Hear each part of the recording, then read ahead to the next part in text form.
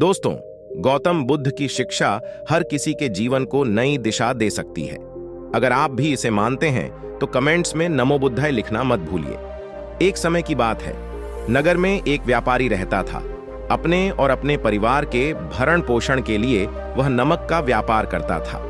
उसके परिवार में पत्नी और 2 पुत्र थे। व्यापारी के दोनों पुत्रों का स्वभाव बिल्कुल अलग था। जहां एक और बड़ा पुत्र बहुत ही संकोची और शर्मीले स्वभाव का था, उसे किसी से बात करने में भी शर्म आती थी। वहीं उसका छोटा पुत्र बहिर्मुखी स्वभाव वाला व्यक्ति था। वह किसी से भी अपनी बात कहने में कभी संकोच नहीं रखता था। लोग अक्सर बड़े पुत्र को भोला और बेवकूफ समझते थे। कई बार लोग उसके भोलेपन का फायदा भी उठा लेते थे और वह पलटकर कभी किसी को कुछ नहीं कहता था। व्यापारी अपने पुत्र के इस स्वभाव के कारण बहुत अधिक नाराज होता था। बातचीत ना कर पाने और शर्मीले स्वभाव के कारण व्यापारी ने कई बार अपने पुत्र की पिटाई भी कर दी थी। हालांकि इस वजह से उसके पुत्र का स्वभाव सुधरने के बजाय और भी खराब हो गया। बचपन से ही बड़ा पुत्र बेहद परेशान रहने लगा था। उसके अंदर आत्मविश्वास की कमी हो गई थी। परीक्षा में वह आते हुए प्रश्नों के उत्तर भी अपने डर के कारण नहीं लिख पाता था। इस कारण उसकी शिक्षा भी ठीक ढंग से नहीं हो पाई। बड़ा पुत्र जब युवावस्था को प्राप्त हुआ, तब व्यापारी ने उसे अपने साथ व्यापार में हाथ बटा को कहा। अपने पिता से डर के कारण वह व्यापार करने को तैयार हो गया, किंतु वह कई बार ऐसी गलतियां कर देता था जिससे व्यापारी बहुत अधिक नाराज हो जाता था। एक दिन व्यापारी किसी दूसरे काम के कारण शहर गया हुआ था। उस समय उसकी दुकान पर बड़ा पुत्र बैठा हुआ था। तभी कुछ लोग आए और उन्होंने बड़े पुत्र से कहा कि हमें तुम्हारे पिता ने भेजा है। उनका यह संदेश है कि इस समय दुकान में नमक की जितनी बोरियां रखी हुई हैं, वह सब हमें दे दो। उन्होंने नमक की सभी बोरियों को शहर मंगवाया है। व्यापारी का पुत्र उनसे प्रश्न पूछने की हिम्मत जुटा ही रहा था कि वे दोनों आदमी दुकान के अंदर घुस गए और दुकान में जितनी भी नमक की बोरियां रखी थीं, सबको तांगे में रखा और लेकर चले गए। व्यापारी के पुत्र ने उन्हें रोकने का प्रयास किया, किंतु संकोच और शर्मीलेपन के कारण वह उन्हें कुछ कह नहीं पाया। उसने मन ही मन सोचा कि यदि मैं इन्हें नमक ले जाने से रोकूं तो पिताजी मुझ पर नाराज होंगे। कुछ समय बाद जब व्यापारी शहर से वापस आया तो खाली दुकान देखकर उसने अपने पुत्र से प्रश्न किया कि नमक की बोरियां कहां गईं? यह दुकान इतना खाली खाली क्यों है? तब बड़े पुत्र ने धीमे स्वर में कहा कि कुछ लोग दुकान पर आए थे और उन्होंने मुझसे कहा कि आपने नमक की बोरियों को शहर मंगवाया है और दुकान में से सारी बोरियों को निकाल कर लेकर चले गए। व्यापारी ने अपना सिर पीट लिया। उसने अपने पुत्र को दुकान से धक्का देते हुए कहा कि तू मूर्ख का मूर्ख ही रह जाएगा। वे लोग तुझे बेवकूफ बनाकर सारा सामान ले गए। तुमने मेरा बहुत भारी नुकसान करवा दिया। यहाँ से दूर भाग जाओ और घर वापस मत आना। यदि तुम वापस आए तो मैं तुम्हें पीट पीट कर सीधा कर दूंगा। व्यापारी का बड़ा पुत्र इस बात से बेहद दुखी हुआ। एक बार फिर उसके शर्मीले स्वभाव के कारण उसके पिता उससे और अधिक नाराज हो गए। साथ ही व्यापार में भी इतना नुकसान हो गया। उस समय नगर के सभी लोग व्यापारी के पुत्र पर हंस रहे थे और उसका मजाक बना रहे थे। उसे बहुत अधिक शर्मिंदगी महसूस हो रही थी। यही वह समय था जब उसने सोच लिया कि अब उसके जीवन में कुछ भी ठीक नहीं हो सकता है। वह सदैव मूर्ख का मूर्ख ही रह जाएगा और इस समाज में रह रहे लोगों के साथ कदम से कदम मिलाकर कभी नहीं चल पाएगा। व्यापारी का पुत्र नगर से बाहर आ गया और एक नदी के किनारे बैठकर खूब रोया। गहरे पानी को देखकर उसके मन में विचार आया कि अब उसके जीवित रहने का कोई फायदा नहीं है। उसने सोच लिया कि आज वह इस नदी में डूबकर अपने आप को समाप्त कर लेगा। असफल जीवन जीने से अच्छा है कि वह स्वयं को समाप्त कर ले। उसने जैसे ही नदी में छलांग लगाई, एक बौद्ध भिक्षु ने उसे बचा लिया और नदी से बाहर निकाल कर ले आए। व्यापारी का पुत्र बौद्ध भिक्षु पर नाराज होने लगा और कहने लगा कि तुमने मुझे क्यों बचाया? मैं इस असफल जीवन को जीना नहीं चाहता। बौद्ध भिक्षु ने उसे समझाया कि जीवन एक ही बार मिला है और यदि तुम जीवित ही नहीं रहोगे तो असफलता को खत्म करके सफल कैसे बनोगे? तब व्यापारी के पुत्र ने कहा कि मेरे जीवन बहुत अधिक समस्याएं हैं। यह सभी समस्याएं मेरे संकोची और शर्मीले स्वभाव के कारण हुई है। मैंने अपने पिता का नुकसान करवा दिया। मैं एक अच्छा पुत्र नहीं हूं। अपने स्वभाव के कारण मैं शिक्षा ग्रहण भी नहीं कर सका। यह सारा संसार मुझे मूर्ख समझता है। क्या किसी मूर्ख को इस संसार में जीने का अधिकार है? तब बौद्ध भिक्षु ने कहा कि तुम्हारे इस प्रश्न का उत्तर तो मेरे गुरु ही देंगे। चलो, मैं तुम्हें मेरे गुरु से मिलवाऊं। व्यापारी के पुत्र ने कहा कि वह किसी से बात नहीं करना चाहता। आज वह अपना जीवन समाप्त कर लेगा। किंतु बौद्ध भिक्षु के बार बार समझाने के बाद वह उनके साथ जाने और उनके गुरु से मिलने के लिए तैयार हो गया। बौद्ध भिक्षु व्यापारी के पुत्र को आश्रम की ओर लेकर गए। वहां पर व्यापारी के पुत्र ने देखा कि एक व्यक्ति पेड़ के नीचे ध्यान मग्न बैठे हुए हैं। तभी बौद्ध भिक्षु ने कहा कि यह हमारे गुरु गौतम बुद्ध हैं। दोनों ने गौतम बुद्ध को प्रणाम किया। वह युवक वहीं पर बैठ गया और गौतम बुद्ध को देखकर रोने लगा। गौतम बुद्ध ने उससे उसके रोने का कारण पूछा। तब उसने कहा कि अब आप ही मेरी आखिरी उम्मीद है। यदि आप मेरी समस्या का समाधान नहीं करेंगे तो मेरा यह जीवन समाप्त हो जाएगा।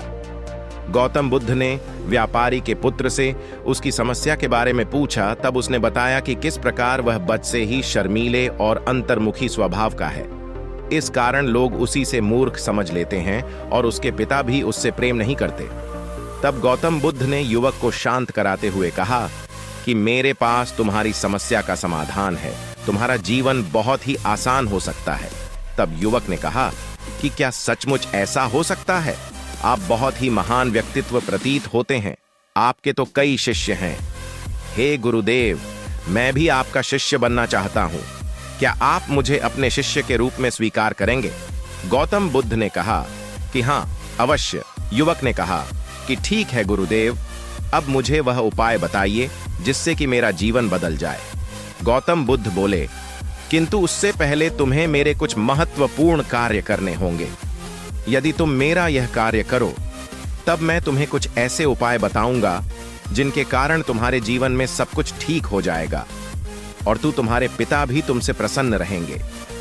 गौतम बुद्ध ने उस युवक को कहा कि आज से 3 दिन बाद मैं तुम्हें ऐसे उपाय बताऊंगा जिससे तुम्हारा जीवन बदल जाएगा।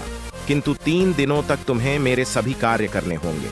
मैं जैसा जैसा कहूंगा, यदि तुम वह कार्य को करने में सफल रहे तो तीसरे दिन के बाद तुम्हारा जीवन बदल जाएगा।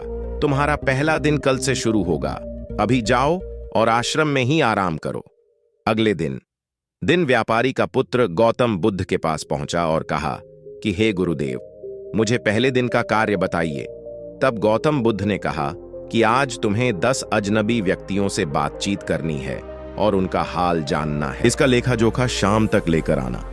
व्यापारी के पुत्र को बड़ा ही संकोच महसूस हुआ, किंतु उसने गौतम बुद्ध को हां कह दिया। वह निकल पड़ा। 10 अजनबी लोगों से बातचीत करने शुरू में उसे बहुत अधिक संकोच हुआ। कई लोग तो डांट कर भगा देते थे। उसके सामने अपना जीवन बदलने का यही एक उपाय था। आखिरकार कोशिश करते हुए उसने 10 अजनबी लोगों के नाम और उनके व्यापार का लेखा जोखा प्राप्त कर लिया।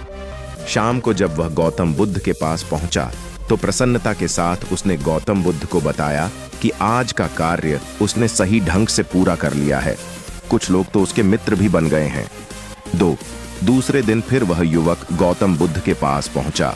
तब गौतम बुद्ध ने कहा कि आज का कार्य है, तुम आश्रम में रह रहे 10 शिष्यों को संबोधित करते हुए उन्हें जल के उपयोग के विषय में पढ़ाओ। गौतम बुद्ध की बात सुनकर व्यापारी का पुत्र हक्का बक्का रह गया। उसने कहा कि आप मुझसे किस प्रकार का कार्य करवा रहे हैं? मैं अपनी शिक्षा ठीक से पूरी नहीं कर पाया हूं। मैं यह कार्य नहीं कर पाऊंगा। तब गौतम बुद्ध ने कहा कि ठीक है, तब मैं तुम्हें उपाय भी नहीं बताऊंगा। व्यापारी के पुत्र ने प्रार्थना करते हुए कहा कि आप जानते हैं मेरी शिक्षा अधूरी है, फिर मैं किस प्रकार बालकों को शिक्षा दे सकता हूं? गौतम बुद्ध ने मुस्कुराते हुए कहा कि यहां सिर्फ मैं जानता हूं कि तुम्हारी शिक्षा अधूरी है, वे बालक नहीं जानते। तुम रोज अपने जीवन में जल का उपयोग करते हो, यही सब बातें जाकर उन बालकों को बतानी है। आखिरकार व्यापारी के पुत्र के पास कोई रास्ता नहीं बचा। हिम्मत जुटाकर वह उन बालकों के पास पहुंच गया।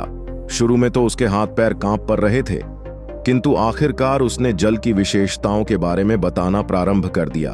उसने बालकों को जल की 5 विशेषताएं बताइए और जल्दी से वहां से भाग आया। गौतम बुद्ध के पास आकर उसने कहा कि बहुत अधिक डर लग रहा था, किंतु मैंने बालकों को जल की 5 विशेषताएं बता दी हैं। गौतम बुद्ध ने कहा कि जो एक बार फिर कोशिश करके आओ। व्यापारी का पुत्र ने एक बार फिर हिम्मत जुटाई और बालकों को जल के विषय में पढ़ाना शुरू किया। इस बार व्यापारी के पुत्र को बिल्कुल डर नहीं लग रहा था, पूरे आत्मविश्वास के साथ बालकों को शिक्षा दी। तब गौतम बुद्ध ने युवक की प्रशंसा करते हुए कहा कि तुम अवश्य ही साहसी हो। गौतम बुद्ध से शाबाशी सुनकर वह युवक बहुत अधिक प्रसन्न हुआ। तीसरे दिन जब गौतम बुद्ध के पास आया तो गौतम बुद्ध ने उससे कहा कि आज का कार्य तुम्हें थोड़ा अजीब लग सकता है, किंतु आज तुम्हें अपने पिता से मिलने जाना है। गौतम बुद्ध की यह बात सुनकर वह युवक बहुत अधिक डर गया। उसने कहा कि नहीं नहीं, मैं अपने पिता के सामने नहीं जाऊंगा। गौतम बुद्ध ने कहा कि ठीक है, तब मैं तुम्हें उपाय भी नहीं बताऊंगा। आखिरकार उस युवक को गौतम बुद्ध की बात माननी पड़ी। गौतम बुद्ध ने उसे समझाया कि अपने पिता के पास जाकर उनसे क्षमा मांगना और कहना कि तुम्हें एक और अवसर दे ताकि तुम स्वयं को बुद्धिमान साबित कर सको। उसे युवक ने बड़ी हिम्मत के साथ अपने पिता का सामना किया और उनसे क्षमा मांगी। आखिरकार व्यापारी ने अपने पुत्र को क्षमा कर दिया और उसे दूसरा अवसर देने के लिए तैयार हो गए। व्यापारी का पुत्र गौतम बुद्ध के पास आया और उसने जब उपाय के बारे में जानना चाहा तब गौतम बुद्ध ने कहा कि तुमने स्वयं ही अपना उपाय खोज लिया है। तुम किसी से बात नहीं कर पाते थे, शर्मीले थे, सब कुछ तुम्हारे मन में बैठा हुआ डर था। हम कितने आत्मविश्वास हैं, कितने शर्मीले हैं और हमारे अंदर कितना डर है, ये सिर्फ हमें पता होता है। बाहरी दुनिया में किसी को नहीं पता होता है। बाहरी दुनिया में हम स्वयं को जिस प्रकार का दिखाते हैं, लोग हमें इस प्रकार का समझते हैं। अगर तुम आत्मविश्वासी नहीं हो तो भी अनजान व्यक्तियों के सामने यदि आत्मविश्वास होने का अभिनय करो तो किसी को पता ही नहीं चलेगा कि तुम कौन हो। वह युवक समझ चुका था कि गौतम बुद्ध उसे क्या बताना चाह रहे हैं। गौतम बुद्ध को धन्यवाद किया और उनसे वादा किया कि वह जीवन में सफल होकर दिखाएगा।